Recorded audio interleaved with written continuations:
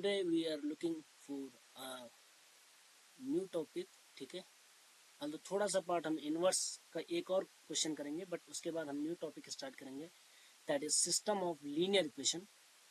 And इसमें बहुत सारी चीज़ें कवर करेंगे, जैसे सिस्टम ऑफ लीनियर इक्वेशन को सॉल्व करने से पहले उसकी कंसिस्टेंसी चेक करना। ठीक है, but before I start really that topic, एक क्वेश्चन और हम क्या करेंगे, इनवर्स फाइंडिंग पे हम करेंगे यूजिंग एलिमेंट्री रो ऑपरेशन। ठीक है, तो इस टॉपिक में एक क्वेश्चन और बनता है, क्योंकि अब हमने 2 ही क्वेश्चन किए थे। एक 2x2 का किया था, वो बहुत ईजी था। फिर 3x3 का एक हमने एग्जांपल किया था, जो कि आपकी स्क्रीन पर आपको दिख रहा है। हमने इसको सॉल्व किया था, not this one, sorry, if I go on the slide, I think this one. ठीक है, not this one also, we have to go here, this one। ठीक है, ये एग्जांपल हमने इस पे डिस्कशन इसका हमने इनवर्स निकाला था, और ये हमारा इनवर्स यहाँ पे आ गया था।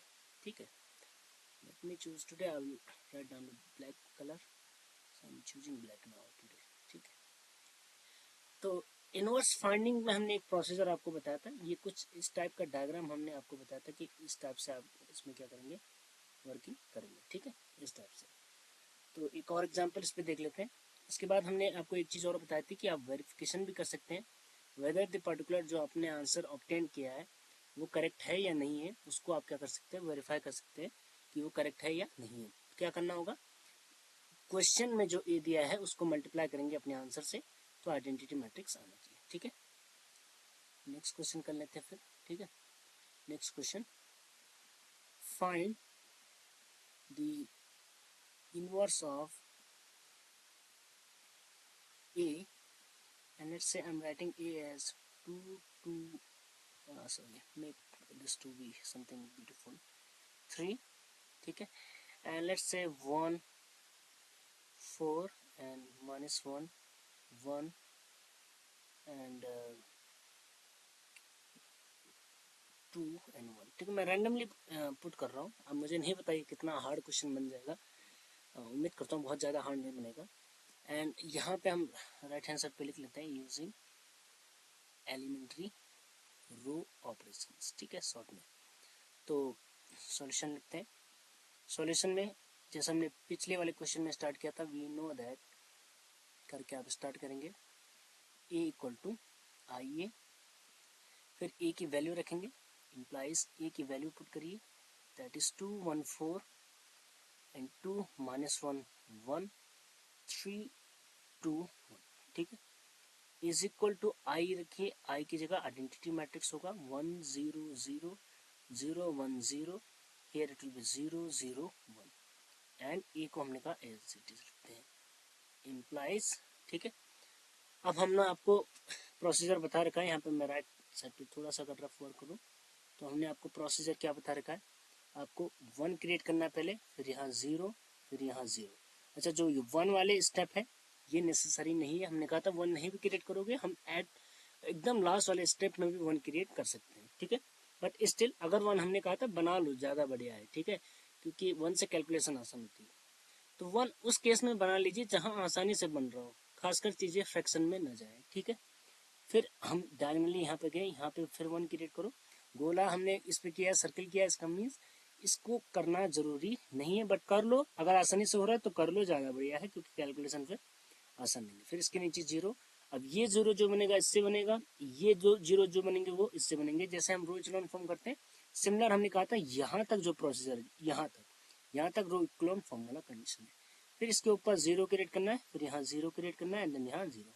ये जो 0 बनेंगे वो इसकी हेल्प से बनेंगे, और ये वाला जो 0 बनेगा वो इस वाले 1 से बनेगा, या अगर कोई और नंबर भी है तो उससे बनेगा। ठीक है, तो इस वाली प्रॉब्लम में जैसे हम देख रहे हैं, तो यहाँ पे क्या लिखा हुआ, 2 लिखा हुआ है, यहाँ 2 है और यहाँ 3। Now in order to make 1, क्या हम इजीली 1 बना पा रहे हैं? ठीक है, सो यूल से कि नहीं, आसानी से नहीं बन पा रहा है, तो हम हाफ से मल्टीप्लाई करके कर सकते हैं R1 को, but that will create fraction quantities and then calculation will get on a tougher side. ठीक है, बट स्टिल हमारे पास क्या टेक्निक है? ठीक है, क्वेश्चन होता है क्या टेक्निक है। अच्छा यहाँ पे गलती से इसको -2 मत समझिएगा, दिस इज 2 एक्चुअली, ठीक है, दिस वन इज एक्चुअली 2। सो एक तरीका ये है कि देखिए यहाँ से देखिए 3 है और ये 2 है, तो अगर हम R3 में से R2 को सब्ट्रैक्ट कर ले तो यहाँ 1 बन जाएगा, and then we will interchange that row with R1, ठीक। तो पहले हम यहाँ पे 1 क्रिएट कर लेते हैं और इस 1 को हम क्या कर देंगे बाद में इंटरचेंज, ठीक है। तो अगर फ्रैक्शन में चीजें नहीं जा रही, 2 बार भी कैलकुलेशन करना पड़ रहा है, तो आप कर लीजिए, क्योंकि आसानी होगी आपको करने के लिए। तो पहले मैं R3 में 1 बना ले रहा हूँ इस वाली पोजिशन पे, तो R3 implies R3 minus R1, ठीक है। अब R1 कर लो चाहे R2 कर लो, कौन सा अच्छा लग रहा है, आई थिंक कोई भी एक ठीक ही है, बहुत ज़्यादा डिफरेंस नहीं है। जिनमें चेंज नहीं होना उनको एज इट इज लिखो, यहाँ 1 बन जाएगा, 2 माइनस 1 1 होता है, एंड 1 माइनस 4 कितना होता है -3, ठीक है, इज इक्वल टू आएगा, यहाँ पे क्या आ जाएगा आपका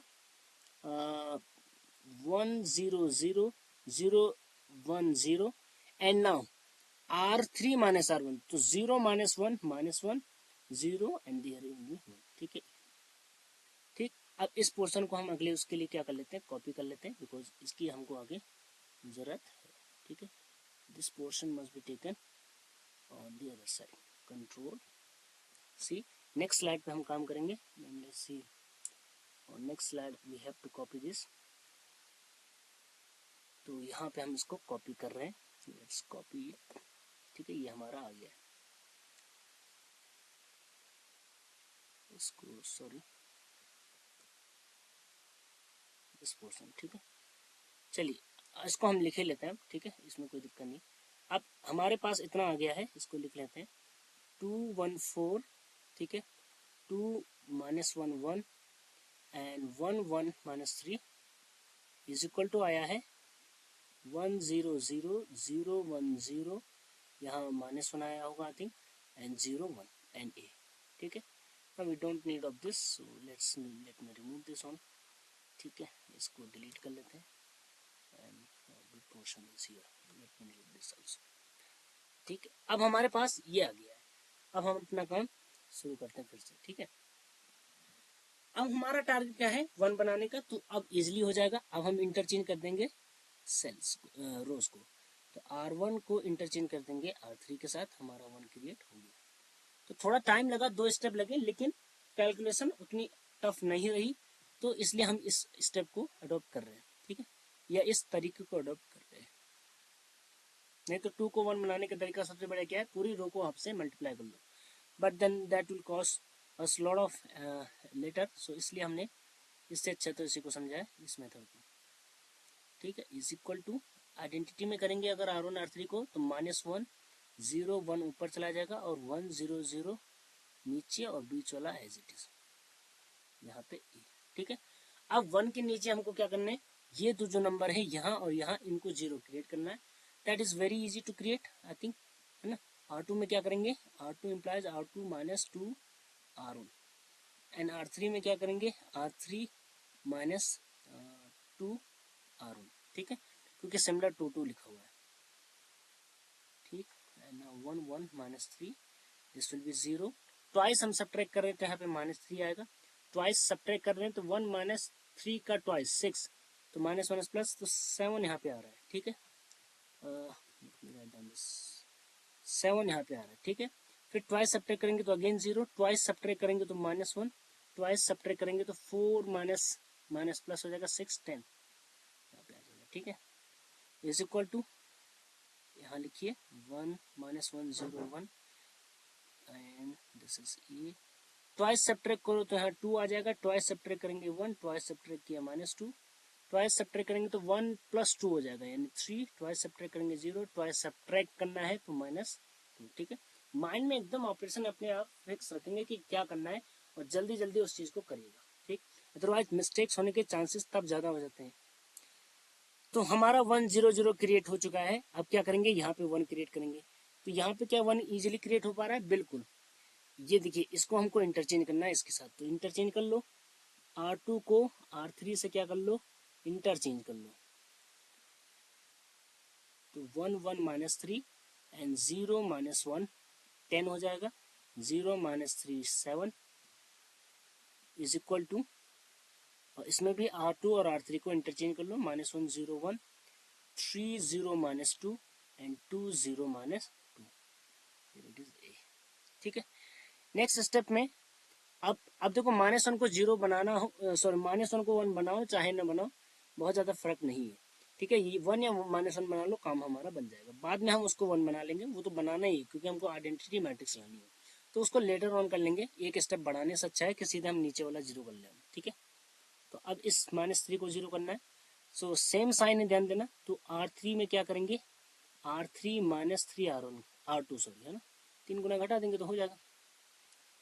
So let's write down then 1 1 -3 and 0 -1 10, 0 0 and 3 times subtract करना है। 7 minus 3 times of 10 is 30, तो 7 minus 30 will be 23 माइनस में। ठीक है, इज इक्वल टू आएगा -1 0 1 and 3 0 -2 and now 3 times subtract करना है। 2 minus 3 times of 9, 3 times of 3 9, यानी -7 will be here, 0 ही यहाँ रहेगा, -2 और we will subtract -2, so 6, it will +4। ठीक है, sorry, -2 -3 times -2, that is will be -2 + 6, that is +4। Okay, +4, surely it is right, तो यहाँ पे +4 आ जाएगा। ठीक है, यहाँ पे +4 आ जाएगा। चलिए, तो नेक्स्ट वी गो, तो हमारा इसके नीचे भी 0 क्रिएट हो गया। इसको हमने 1 नहीं बनाया, आप चाहे तो बना लीजिए, नहीं तो जरूरी नहीं है, हम लास्ट में भी कवर कर सकते हैं। अब इसको 1 बनाना है, अब इसको 1 बना लो बेटा, क्योंकि ये -23 आ गया, बहुत बड़ा नंबर आ गया। ठीक है, चलिए, थोड़ा काम हमारा बच गया एंड थोड़ी सी कैलकुलेशन ज़्यादा हो रही है, बट एक चीज़ हम आसान कर सकते हैं। देखिए क्या, कैसे, देखिए, जैसे मैंने कहा, कुछ चीज़ें प्रोसीजर्स के हट कर की जा सकती है, खासकर किस वाले स्टेप में। जैसे देखिए, मैं बताता हूँ आपको, let me move on to this slide. जैसे हमने कहा यहाँ पे कि जब ये 1 बनेगा, इसके ऊपर 2 0 बनाने, तो इस काम को करने से पहले हम ये भी कर सकते हैं कि इसको हम 0 बना ले यूजिंग दिस। ये काम भी पहले ही किया जा सकता है। ठीक है, तो अगर ये काम पहले किया जा सकता है और अगर आपको दिख रहा हो कि ये इजिली हो रहा हो, तो पहले इसी को निपटा लो। जैसे यहाँ पे 1 है और यहाँ पे -1 है, तो ये इससे इजिली 0 बन पा रहा है, और यहाँ कुछ डिस्टर्ब होगा भी नहीं, क्योंकि हम R2 से चेंज कर रहे हैं। यहाँ पे क्या है, 0, तो 1 माइनस या प्लस कुछ भी करेंगे 0 टाइम्स तो 1 ही रहेगा, तो इसलिए यहाँ पे कोई चेंज 1 पे नहीं होगा, ये 0 बन जाएगा। तो पहले ये वाला काम आसानी से कर लो। तो प्रोसीजर के हट के चीज़ें कभी कभार की जा सकती है, जहां आपको लगे कि नंबर बहुत ईजी है। सो राइट डाउन, R1 में क्या करेंगे, R1 प्लस R2 हम करने जा रहे हैं। ठीक है, सो राइट डाउन दिस, 1 आ जाएगा, यहाँ 0 हो जाएगा, and if you add relief them this you will gate 7 यहाँ पे। ठीक है, फिर यहाँ जाएगा 0 -1 10, ठीक है, 0 0 -23 इक्वल टू, आपको ऐड करना है R1 में, तो यहाँ 2 बचेगा, यहाँ 0, यहाँ -1 बचेगा ऐड करने पे। ठीक है, उम्मीद करता हूँ ये कैलकुलेशन आप इजीली कर लेंगे। चलिए, अब हम क्या करेंगे, इसकी मदद से इन दो को 0 बनाएंगे। तो चाहे तो पहले क्या कर लो, 23 को 1 बना लो, तब 0 बनाओ, या फिर वही वाला प्रोसेस लगा सकते हैं कि 0 बनाने का तरीका कि 10 को 0 बनाएंगे कैसे, 23 से मल्टीप्लाई करो और 23 को 10 से मल्टीप्लाई करो और ऐड कर लो। एक तरीका ये है। ठीक, तो आई थिंक 1 बना लो, फ्रैक्शन में चीजें जाएंगी, लेकिन 1 बना ही लो, ज्यादा बढ़िया है। ठीक है, तो लेट्स मेक R3 कैसे करेंगे भाई, R3 को करना है 1 बनाना है। अब एक ही तरीका हमारे पास बचा है, that is what we can do, सीधे सीधे -1/23 R3 कर लो। इसके अलावा हमारे पास कोई चारा नहीं बचा है। अब ये क्वेश्चन डेफिनेटली थोड़ा लेंथी हो जाएगा और हम लोगों को थोड़ी सी छींके तो आने वाली है इसमें। ठीक है, okay, here it is 1, R3 में करना बेटा। ठीक है, तो बाकी सबको तो कम से कम एज इट इज लिख लो। R3 में हमारा एकदम कबाड़ा होने वाला है, तो माइनस माइनस प्लस हो जाएगा 7/23। काश 21 होता तो इजिली हो जाता। चलो 0 है तो 0 बेचारा 0 ही बना रहा है, ये हमारे लिए एकदम बहुत खुशी की बात है। ठीक है, आई थिंक कुछ कैलकुलेशन मिस्टेक हो गई क्या, कहीं पे देखिए, R2 और R3 इंटरचेंज किया, देन हाँ, आई थिंक इस स्टेप में यहाँ पे कैलकुलेशन मिस्टेक हो गई है। यहाँ तक हमारे पास सही था ये चीज़, ठीक है, ये चीज़ सही थी। यहाँ हमने R2 R3 इंटरचेंज किया, देन यहाँ पे 1 आना चाहिए था, ठीक है, इट शुड हैव बीन 1, ठीक है, इंटरचेंज किया तो यहाँ पे क्या आएगा, 1 आएगा। अब सही है। फिर यहाँ पे हमने क्या किया, R3 को R3 माइनस 3, तो फिर से यहाँ देखो, this must be corrected, R3 minus 3 R2 करना है, तो यहाँ पे भी 1 ही रहेगा, दिस विल बी 1, ठीक है। और कहाँ गड़बड़ है, फिर हमने क्या किया, R1 R2, ठीक है, तो इसका तो इस पर कोई फर्क नहीं पड़ा, तो यहाँ पे तो 1 रहेगा, यहाँ पे अगेन 1, और not on this, sorry, not on this, here should be 1, ठीक है, क्योंकि सिर्फ ऊपर वाले में चेंज हुआ है। Okay, now it is corrected. And then R3 में हम क्या करेंगे, यहाँ पे भी ये भी गड़बड़ है, ठीक है, फिर यहाँ गड़बड़ हो जाएगा, यहाँ क्या आ जाएगा आप -1/23, ठीक है, थोड़ा सा मिस्टेक हो गया। अच्छी बात यह है कि हमको पकड़ में ये आ गया, क्योंकि हम मुझे लगा हाँ तीनों ही 0, ठीक है, it is difficult to have really, ठीक है। And then it will be, यहाँ पे 1 था और यहाँ पे 4/23, ठीक है, और यहाँ पे बाहर पे ए, ठीक। तो अब इस मैट्रिक्स में देखो, अब इसके ऊपर इन दोनों को 0 बनाना है, तो बस एक ही स्टेप हमारा बच गया है, तो उसको 10 टाइम्स सब्ट्रैक्ट करेंगे, उसको 7 टाइम्स सब्ट्रैक्ट, तो एक स्टेप हमारा बच गया, और इसमें कैलकुलेशन जितना आप कर पाए तो कर लीजिएगा, ठीक। So let's say what is this step.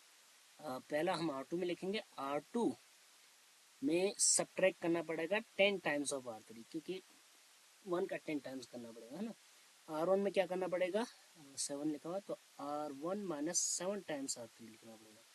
तो यहाँ तो आप तुरंत ही क्या लिख लीजिए, आइडेंटिटी मैट्रिक्स, यहाँ 0, ठीक है, ये 0 -1, यहाँ 0, 0 0 1, ऑलमोस्ट आइडेंटिटी मैट्रिक्स बन गई, बस यहाँ माइनस है, उससे बहुत फर्क नहीं पड़ेगा, वो हम लास्ट में स्टेप में एडजस्ट कर लेंगे।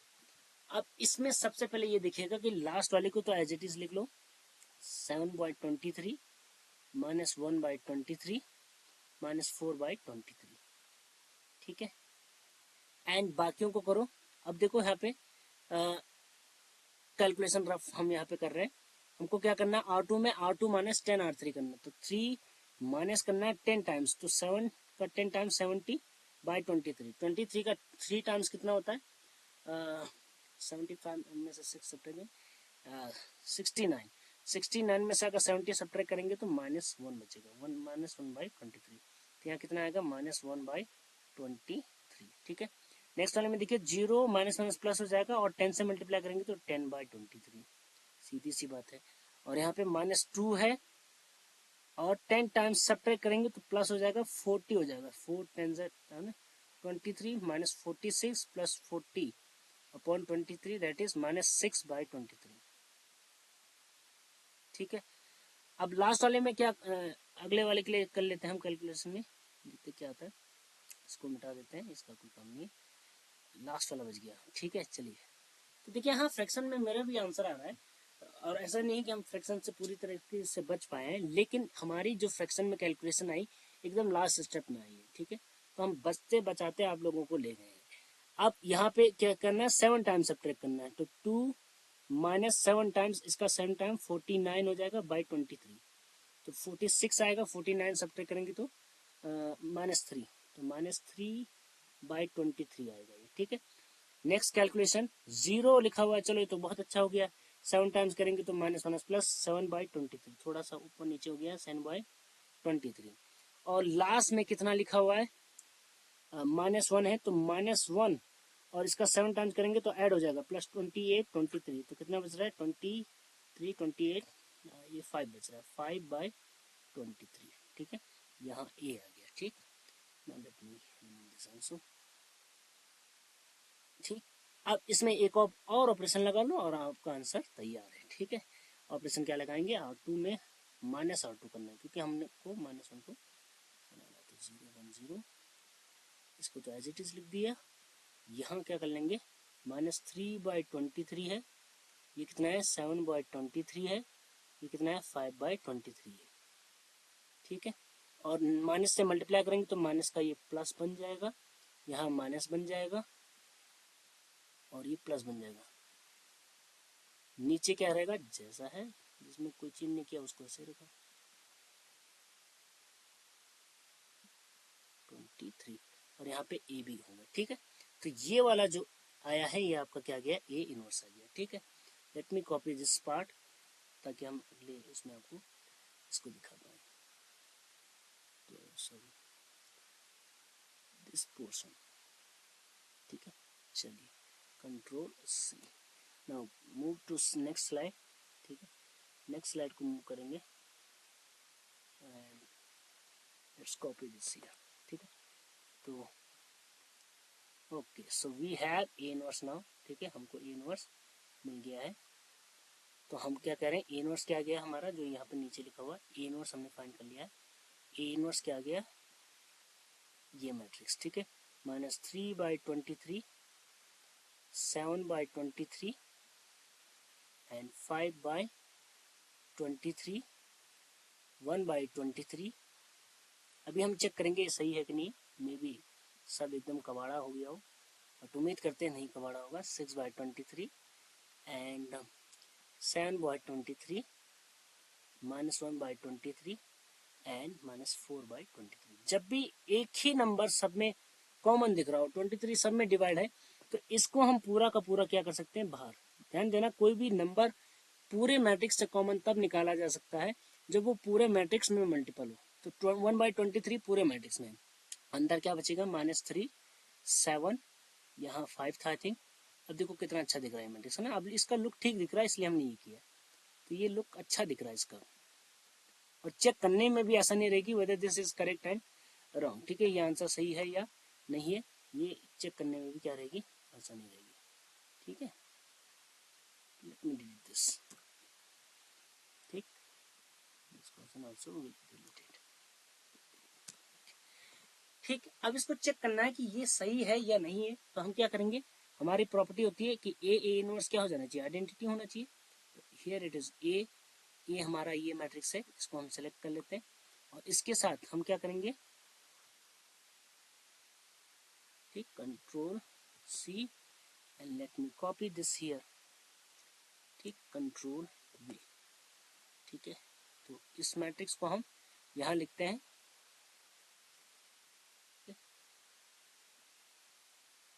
2 1 4 एंड 2 -1 1 3 2 1, और इसके साथ इनवर्स का मल्टीप्लिकेशन। तो इनवर्स का 1/23 बाहर हो जाएगा और इनवर्स से मल्टीप्लाई करिए, -3 7 5। ठीक है, 1 -10 6, 7 -1 -4। इसको मल्टीप्लाई करते हैं, let's see whether it is correct and not. ठीक है, इसको देख लेते हैं। ठीक है, चलिए ये सब, तो इसको हम इंटू करके देखेंगे वेदर इट इज करेक्ट होगा। तो ब्रैकेट में आपके पास क्या आना चाहिए, 1 0 0, मतलब जैसा आता ही है, लेकिन 1 की जगह 23 आना चाहिए क्योंकि 1/23 बाहर है। तो कर लेते हैं इसको, 2 इंटू -3 -6, फिर +1 बनेगा एंड 28, कितना आ रहा है 29 एंड 23। अरे बहुत बढ़िया, ये तो करेक्ट आ गया पहला। तो फिर इस रो को इस कॉलम से करिए, 2 7 जा 14, -10 -4, 0 बन रहा है, यानी हम लोग सही किए हैं। ठीक है, बस एक गलती जो हमने वहां पे किए थे वो हमारे पकड़ में आ गए और उसकी वजह से मुझे लग रहा है आंसर सही आ रहा है। अगला देख लेते हैं, इस वाले को अब की बार इस वाले से करो। तो 2 5 जा 10 +6 -16, that is also 0। Very good. तो डायगोनल में 23 23 23 मिलेगा इस बार, क्योंकि 1/23 हमारे फ्रैक्शन में बाहर है, मतलब ठीक है, या उसमें एकदम बाहर है हमारे। अब यहाँ का एलिमेंट कैसे मिलेगा, तो सेकेंड रो लो और एक एक करके कॉलम पे अप्लाई करते रहो। 2 3 जा -6 है ना, मतलब -1, और यहाँ पे +7, ये भी 0 बन रहा है, बहुत बढ़िया। अगला नंबर अब इससे करो, इस वाले से, तो 2 14 +10 हो जाएगा और -1, तो 24 और -1 23। ठीक है, मैं पूरा ही चेक करूंगा, मुझे उम्मीद है पूरा आंसर सही है। 5 2 जा 10, -6 -4, ये भी 0 बन रहा है। ठीक है, नेक्स्ट देख लेते हैं। अब इस वाले रो को करिए एक एक करके तीनों कॉलम से। तो 3 3 जा -9 +2 +7, दैट इज 0 एंड 3 7 जा 21 -20 -1, दैट इज 0 लास्ट में 23 बनना चाहिए। देखते हैं, 3 × 15, 6 × 12 एंड -4, 27 - 4 दैट इज 23, यानी 23। एंड इसको अगर हम लिखेंगे तो ये आ जाएगा 1 0 0 0 1 0 0 0 1। ठीक है, तो यहाँ पे ये हमारा क्या है, वेरिफिकेशन चल रहा है, वेरिफिकेशन ऑफ आंसर। ये करना जरूरी नहीं है, लेकिन आप चेक करना चाहें अपना आंसर तो चेक कर सकते हैं। ठीक, ये हमारे कैलकुलेशन किसी काम के नहीं है, तो let me delete this all. ठीक, चलिए let me remove this quickly as fast as I can do. ठीक, यानी आंसर हमारा करेक्ट है। So answer, so obtained answer is correct। ठीक है, और एक चीज हम मिस कर गए, जैसे मैंने कहा था कि आपको स्टार्ट करने से पहले आप डिटरमिनेंट निकाल लीजिएगा, and I am guaranteed determinant आपका 23 आएगा या तो -23। वो डिपेंड, माइनस साइन चेंज हो सकता है, माइनस प्लस चेंज हो सकता है। तो डिटरमिनेंट आप इसका निकाल लेंगे तो या तो 23 आ रहा होगा या तो -23, अगर हम चेक करें। ठीक है, यहाँ से अगर इसका डिटरमिनेंट निकालना चाहे इस मैट्रिक्स का, यहीं पे रफली निकाल देते हैं। ठीक है, चलिए यहाँ पे जगह है हमारा छोटा सा, तो इस प्लेस पे हम अपना रफ वर्क कर लें। तो डिटरमिनेंट ऑफ ए इस मैट्रिक्स का निकालेंगे तो आप देखेंगे या तो 23 या -23। तो 2 टाइम्स मैं क्विकली कर लूँ इसको, तो ये आ जाएगा ये, क्योंकि हम लोग जानते हैं कि डिटरमिनेंट कैसे फाइंड आउट करना है। ठीक है, तो इसलिए मैं कैलकुलेशन शो नहीं कर रहा हूँ। ठीक, 4 + 7 सो -6 + 1 + 28 दैट इज 29 - 6, और एग्जैक्टली इसका डिटरमिनेंट क्या आ रहा है 23। तो आप सही जा रहे हैं नहीं जा रहे हैं इसका भी आइडिया डिटरमिनेंट से लग जाता है। जैसे हम लोग कर रहे थे कैलकुलेशन, और हमको आंसर का कैसे पता चला कि धीरे धीरे सही हम लोग जा रहे हैं। ठीक है, बस एक जो हमने मिस्टेक की है, ब्लंडर यू कैन से, वो इस वाले स्टेप पे हो गई थी कि यहाँ पे हमने 1 लिखना ही मिस कर दिया। ठीक है, यहाँ पे हम लोग लिखना भूल गए, यहाँ 1। ठीक है, ये हमने 0 कर दिया था, आई थिंक यहाँ पे 1 होगा। ठीक है, तो ठीक है, सॉरी यहाँ पे हमारा कुछ मिस हुआ है। Let me see what was the value here. Okay this and then it was, okay it was 0। ये तो हमारा अच्छा मैट्रिक्स है ना, ए वाले मैट्रिक्स। ठीक है, ये 0 था, तो ये वाला नंबर हमने मिस किया था एक्चुअली में। यहाँ पे हमने 0 लिख दिया था, ये हमको मिल गया था, लेकिन हम चल सही रहे थे। उसका रीजन क्या था, आप रीजन अगर गौर करेंगे तो ये था रीजन कि अब हमारा यहाँ 23 मिल गया, इसको नेसेसरी है 1 बनाना, तो एक ही तरीका है 1/23 से मल्टीप्लाई करना, और डिटरमिनेंट भी 23 था, यानी हमारी गाड़ी सही जा रही थी एटलीस्ट इस स्टेप तक। ठीक है, फिर हो सकता था नंबर थोड़ा बहुत गलत आते, वो अलग बात थी। ठीक है, बट हम लोग सही जा रहे थे। ठीक, तो अब मैं उम्मीद करता हूँ कि आप लोगों को इनवर्स निकालना आ गया होगा। ए इनवर्स कैसे फाइंड किया जाएगा यूजिंग एलिमेंट्री कोएफिशिएंट, इस पे हमने 2 एग्जांपल देखे, and these are random examples. ऐसा नहीं कि कहीं नोट्स के एग्जांपल है, these are random example. I just put on the numbers really very randomly है। ठीक है, कुछ भी रख दिए। और इस मैट्रिक्स में तो मुझे डर था कहीं इसका डिटरमिनेंट 0 ना हो रहा हो, लेकिन जब उससे जनरली हम लोग जब रैंडमली पुट करते हैं नंबर, तो डिटरमिनेंट 0 नहीं बनता। ठीक है, but we got right answer. ठीक है, luckily we got right answer. नहीं तो आप देखेंगे इसमें प्रैक्टिस अगर नहीं रहेगी आपकी, तो आपका आंसर सही आ ही नहीं सकता एक बार में। ठीक है, yes, if you make practice really lot of, then you will get your answer every time really correct. तो इसके लिए जरूरी है इसमें प्रैक्टिस की थोड़ी जरूरत पड़ेगी, क्योंकि एक नंबर आप सोचिए, जैसे हमसे भी एक नंबर मिस हो गया था। लकली आई सॉ दैट कि how it can be 0 0 0। Second column हमारी पूरी 0 हो गई थी, इस वाले कॉलम की बात कर रहा हूँ।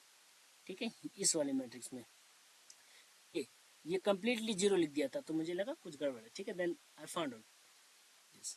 ठीक, तो नहीं तो आप ये समझिए मिस्टेक होनी लाजमी है इसमें। तो आपको कोशिश करनी है, पहले प्रैक्टिस करिए, उससे आपकी मिस्टेक्स कम होंगी, एंड देन आप क्या करिए, आप देखेंगे कि आपकी मिस्टेक कम हो रही है और आपका आंसर एक ही बार में आ रहा है। इसमें सबसे बड़ी दिक्कत है कि नंबर्स हमारे जो हमने 0 क्रिएट किए हैं वो चेंज हो जाते हैं। तो उसमें ध्यान क्या देना, प्रोसीजर को फॉलो करेंगे।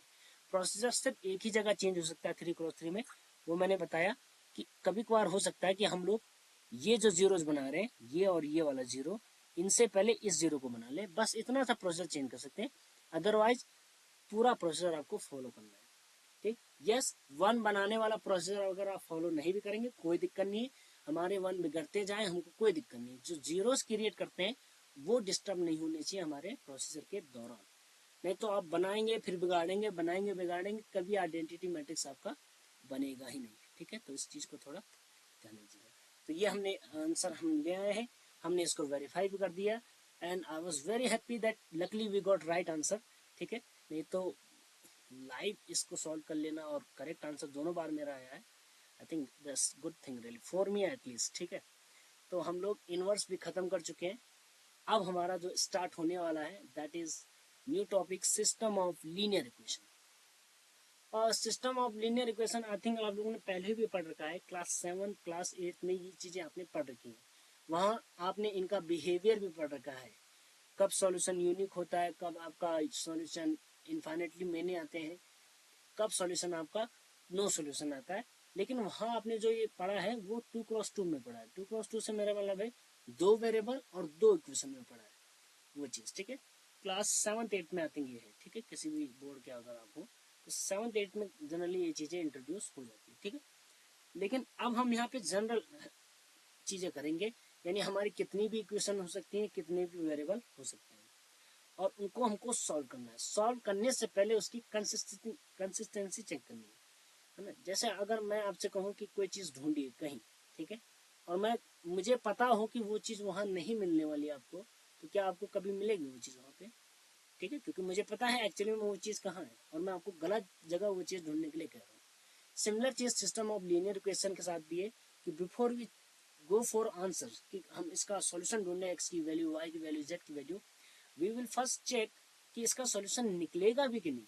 ठीक है, तो फर्स्ट हम उसकी क्या करते हैं, कंसिस्टेंसी चेक करते हैं कि भैया इसका सॉल्यूशन निकलेगा कि नहीं। इस सिस्टम ऑफ लीनियर इक्वेशन का जो सॉल्यूशन है वो कभी निकलेगा भी कि नहीं, कि हम बस हवा में निकालने जा रहे हैं। ठीक है, तो पहले हम कंसिस्टेंसी चेक करेंगे एंड देन लेटर ऑन हम क्या करेंगे, उसका सॉल्यूशन तब निकालेंगे। ठीक है भाई, जब कंसिस्टेंट होगा हम कहेंगे आपको, हमने कहा कि भैया यही चीज़ है ढूंढो और यही मिल जाएगी, तब आप ढूंढेंगे ना। और अगर मैं कहूँ कि यहाँ है ही नहीं और फिर मैं आपको कहूँ ढूंढो वो चीज़, तो आप कहेंगे आप बेवकूफ़ वाली बात कर रहे हैं। ठीक है, कि जब चीज़ ही नहीं है यहाँ तो हम ढूंढेंगे कैसे। तो सेम चीज़ यहाँ है कि पहले कंसिस्टेंसी चेक करेंगे, then we will go for solution.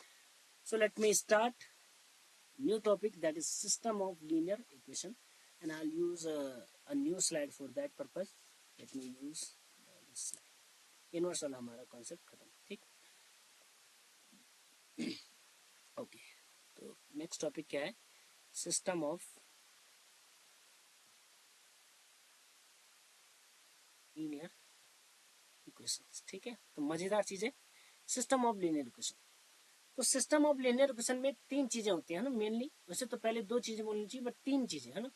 जब भी कोई सिस्टम ऑफ लीनियर इक्वेशन होगा उसमें पहला केस हो सकता है कि जो भी सिस्टम ऑफ लीनियर इक्वेशन दिया है उसका सॉल्यूशन ही एग्जिस्ट ना कर रहा हूँ। मैं उम्मीद करता हूँ आपको सिस्टम ऑफ लीनियर इक्वेशन से मतलब उसका मतलब पता होगा, इसलिए मैं अभी थोड़ी बहुत हवा में बातें कर रहा हूँ। ठीक है, तो मुझे उम्मीद है आपको पता होगा, नहीं तो अभी हम डिस्कस करेंगे तो आ ही जाएंगे बातें सब। तो सिस्टम ऑफ लीनियर इक्वेशन में क्या चीज़ हो सकती है, first thing which can happen that उस सिस्टम ऑफ लीनियर इक्वेशन का सॉल्यूशन ही ना, मतलब जो आपने लिखा है वो चीज़ पॉसिबल ही ना। ठीक, कैसे, अभी यहाँ पे हम एग्जाम्पल से इन चीज़ों को समझेंगे। जैसे मैं कहूँ दो नंबर ऐसे फाइंड करो such that their sum is 3। अभी मैं 2x2 की ही बात करूंगा, दो वेरिएबल एंड दो इक्वेशन, और मैं कहूँ कि उन दोनों के दुगने को भी अगर ऐड करेंगे तो हमको 7 मिलना चाहिए। तो क्या ऐसे दो नंबर पॉसिबल है such that their sum is 3 and their 2 times of their sum is 7? Actually में इसको अगर हम रीराइट करें तो this equation actually is 2 times of x plus y is 7. So we'll say okay, it can never be happen because आपने दिया है x plus y is equal to 3. So the left side will be 6 always and right side is 7, which is not possible. So 6 is not equal to 7. यानी ऐसे possibility है ही नहीं such that their sum is 3 and twice of those individual numbers and then adding them is 7. This is not possible. तो इस case में हम क्या कहेंगे कि जो ये सिस्टम आपने बोला है कि दो नंबर ऐसे फाइंड करो such that these two condition holds, तो इस केस में हम बोलेंगे ये नहीं, ये तो आपने बेवकूफ़ी वाली बात लिख दी, इसमें तो सॉल्यूशन ही एग्जिस्ट नहीं करेगा। ठीक, फिर अगला केस क्या हो सकता है, सपोज करिए अगले केस में मैंने दिया this equal to 4x minus y equal to 2. Now I ask you whether this system of linear equation has a solution or not. तो ठीक आप फाइंड करें ना करें वो अलग बात है. I can easily find out the solution that x will be 3 and y will be equal to 1. Now if you put the values here of x and y, you see that okay different जो आपकी equations है वो satisfy हो रही है.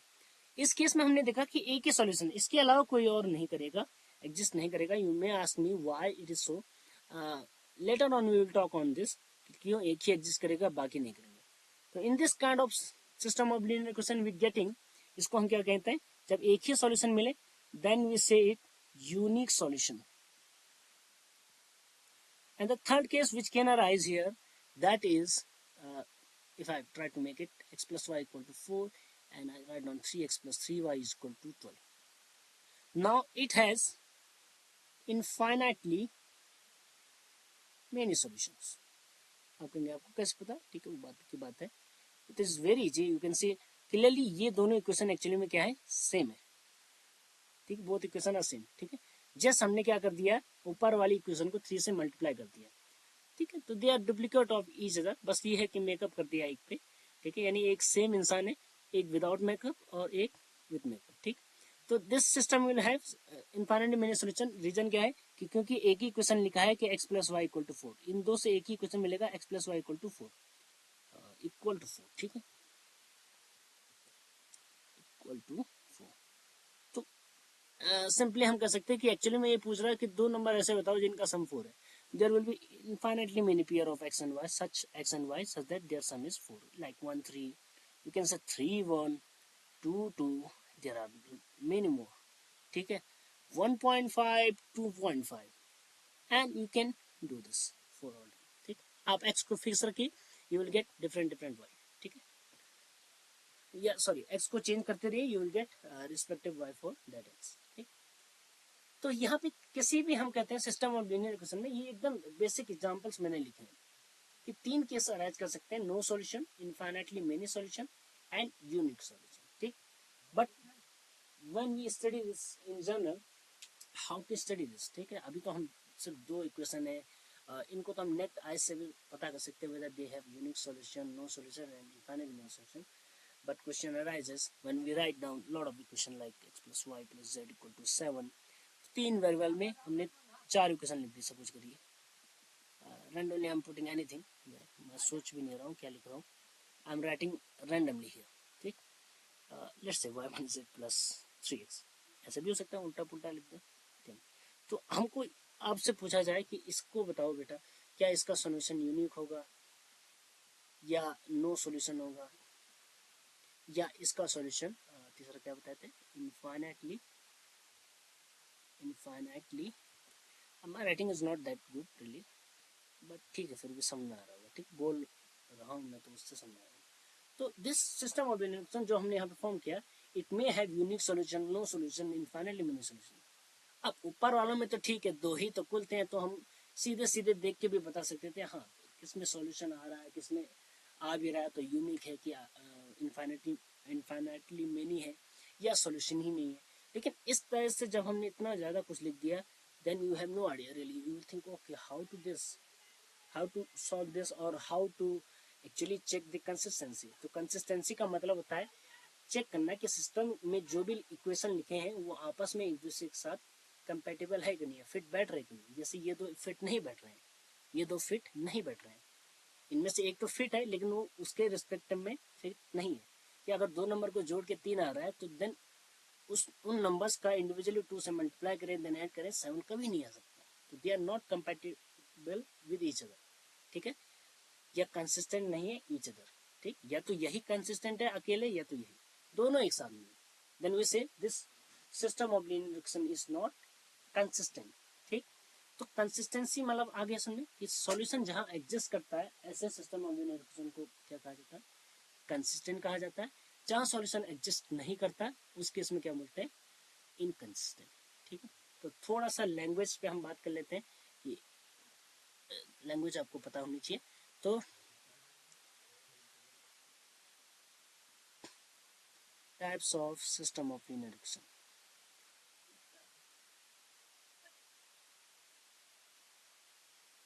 में mainly क्या होते हैं, दो टाइप्स होते हैं. पहला क्या होता है, कंसिस्टेंट सिस्टम दूसरा जो होता है that is inconsistent system of linear equation, system of linear equations. ठीक है, यहाँ भी सिस्टम ऑफ लीनियर इक्वेशन। तो कंसिस्टेंट का मतलब क्या होता है, यहाँ लिख लेते हैं meaning, solution of linear equation, इसका मीनिंग ये होता है। ठीक है, जबकि इसमें इसका एक ही मीनिंग है, इनकंसिस्टेंट का एक ही मीनिंग है, that solution of linear equation, linear equation does not, चलिए ठीक है, डज नॉट एग्जिस्ट। ठीक है, तो इनकंसिस्टेंट का मतलब है सॉल्यूशन ही एग्जिस्ट नहीं कर रहा, कंसिस्टेंट का मतलब सॉल्यूशन एग्जिस्ट कर रहा है। अब सॉल्यूशन एग्जिस्ट कर सकता है दो टाइप से, इसमें भी हमने दो टाइप पीछे हमने बनाए थे। एक हो सकता है यूनिक सॉल्यूशन, सॉल्यूशन, और दूसरा क्या हो सकता है, इनफाइनाइटली मेनी सॉल्यूशन। ठीक है, तो उम्मीद करता हूँ आपको कम से कम टर्मिनोलॉजी जो हमने बताई आपको उसके बारे में पता चल गया होगा कि हम इनकंसिस्टेंट, कंसिस्टेंट या unique solution, no solution, infinitely many solution, इनके बारे में आपको पता चल गया होगा। अब फाइनली क्वेश्चन अराइजेज दैट जो अभी हमने लिखा था, इतनी ज़्यादा इक्वेशन में लिख दूँ, इसमें कितने इक्वेशन है, थ्री वेरिएबल्स है। वेरिएबल का मतलब है जिन जिन की वैल्यू निकालनी है, एक्स वाई जेड, तीन वेरिएबल्स है इसमें, एक्स वाई जेड, एंड कितने इक्वेशन है, 4 इक्वेशन दिख रहा है आपको, 1 2 3 4। ठीक, तो इस टाइप के सिनेरियो में हम कैसे पता करेंगे कि इस सिस्टम का सॉल्यूशन एग्जिस्ट करेगा या नहीं करेगा, और सॉल्यूशन एग्जिस्ट करेगा तो उसमें भी दो केस है, यूनिक कब होगा और इनफाइनाइटली मेनी सॉल्यूशंस कब होंगे। ठीक है, तो we will discuss over this point also. ठीक, लैंग्वेज हमने क्लियर कर दी है किसका क्या मीनिंग होता है, और मैं उम्मीद कर रहा हूँ कि अब हम लोग प्रोसीड कर सकते हैं टुवर्ड्स दी थिंग्स। ठीक, चलिए प्रोसीड करते हैं। तो इस चीज़ को हम समझेंगे एग्जाम्पल के थ्रू। ठीक है, और एक एग्जाम्पल का हम छोटा सा पोर्शन करके थ्योरी पे बैक आ जाएंगे। ठीक है, रीजन है कि अगर मैं एक पर्टिकुलर एग्जाम्पल न लेके अगर हम क्या करेंगे, जनरलाइज करेंगे, तो जनरलाइजेशन में ये होता है कि कनेक्ट करने में थोड़ी क्या होती है, दिक्कत होती है। ठीक है, but for some reason I am ending my video right now. ठीक है, इसको हम, मुझे लग रहा है कल ही देखते हैं, क्योंकि कल मैं उम्मीद करूँगा कल और परसों 2 दिन में इसको फिनिश करके देन कुछ नए टॉपिक्स हम स्टार्ट करेंगे। ठीक है, so for today I think इतना काफ़ी है, क्योंकि मैं ज़्यादा लोड नहीं देना चाह रहा हूँ। कल हम समझेंगे कि यूनिक कब होता है, इनफाइनाइट मनी, ये सारी चीज़ें कल देखेंगे। ठीक है, थैंक यू फॉर वॉचिंग।